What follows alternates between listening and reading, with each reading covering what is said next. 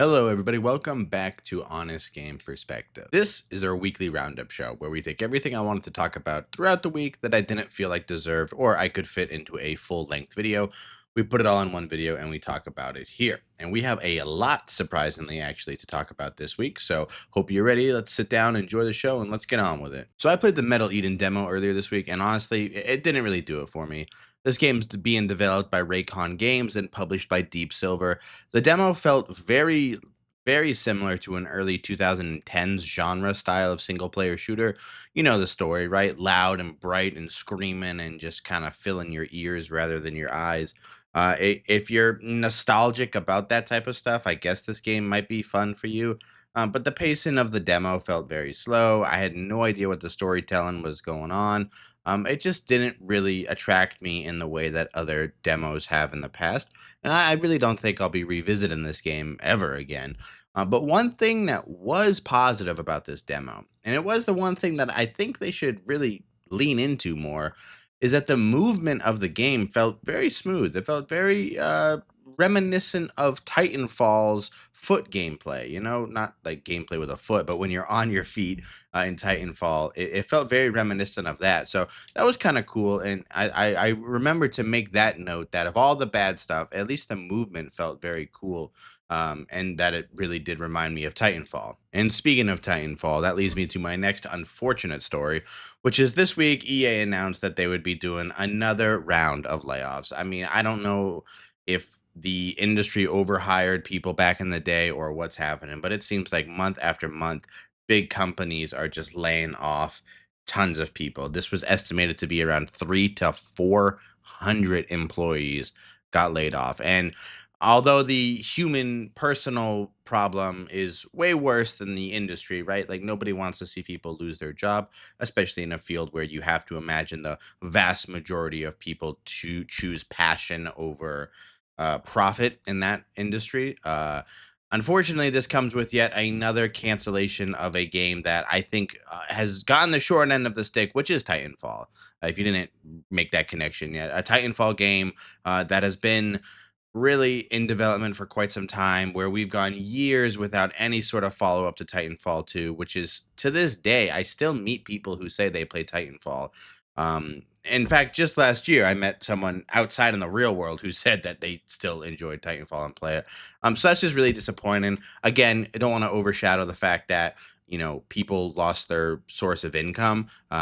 That's obviously way more impactful than a video game getting canceled, but still, unfortunate for both the employees and us as consumers who have lost their jobs and now lost seemingly highly anticipated game that people have been asking for years. On another note, earlier last week, the Nintendo Switch 2 opened up for pre-orders and they sold out within minutes, which is still crazy to see. We're still waiting to see on a solid number as to how many consoles have been pre-ordered for America. I know Nintendo isn't always up to want to share the units that are shipped to the US.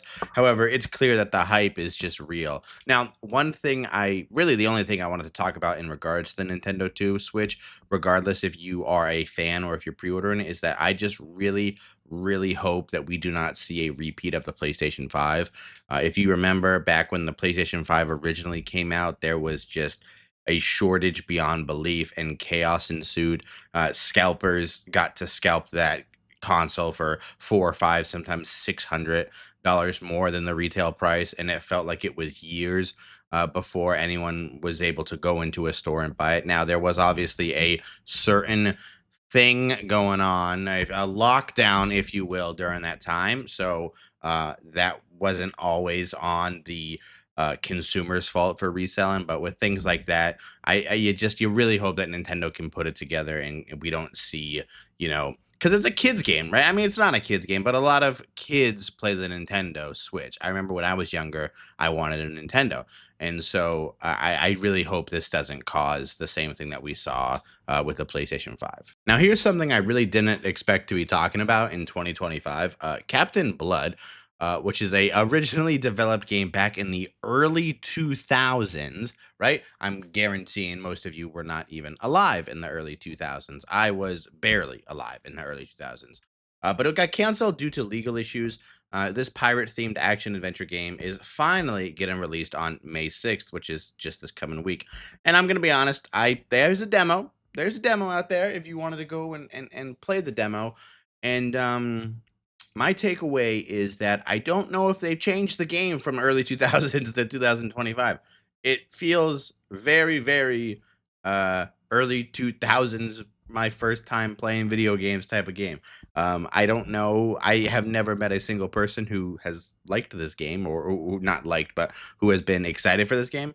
Um, but I think, I guess it's cool. I mean, a pirate themed adventure game that obviously has been a genre that has been tried half a dozen times, but no one seems to finally make a good product. I don't think this will be it, but it is cool to see that maybe this will inspire other people or get people in the genre going. And lastly, I just wanted to touch on the Rise of Ronin update. Real quickly, that was a game that was very successful on PlayStation that then got ported to PC. Unfortunately, like we've seen so many times before, the PC port did not do very well. And in fact, I actually returned the game myself because it just wasn't an enjoyable experience. I had tons of issues, tons of problems with it. But good news is that Team Ninja released not one but two patches last month. One actually just this last week on the 30th. And it seems like at least everything that I had an issue with is addressed in the patch notes, which is really cool to see that it was very specific issues rather than just the game itself was bad. I mean, you obviously don't want a game to be released with known bugs, but it's cool that everything I made about my video has seemingly been replaced and fixed. So that's cool. Unfortunately, the game is still the price of what it was when it was released. So I don't think I'll be purchasing it. I think when things like this happen, you really need to give up to the fans and lower the price or give maybe a free to play weekend or something. Let me test it out before I spend my money again on it. So, but I did want to make that note, just a quick little follow up on that story. And that's it for this week's roundup, guys. Let me know what you guys thought of the stories. Did you have any difference of opinion or thoughts on the stories? Any of these stories that you didn't know about? Don't forget that I do post a full specific video on Mondays, and this roundup is posted on Saturdays. So I hope you guys have a wonderful weekend into a wonderful week. Let me know in the comments down below what games you guys have been playing. I mentioned the demos I was playing this week. That's pretty much all I got to play, but I'd love to know what you guys are playing. Let me know in the comments down below, and I'll see you guys on Monday.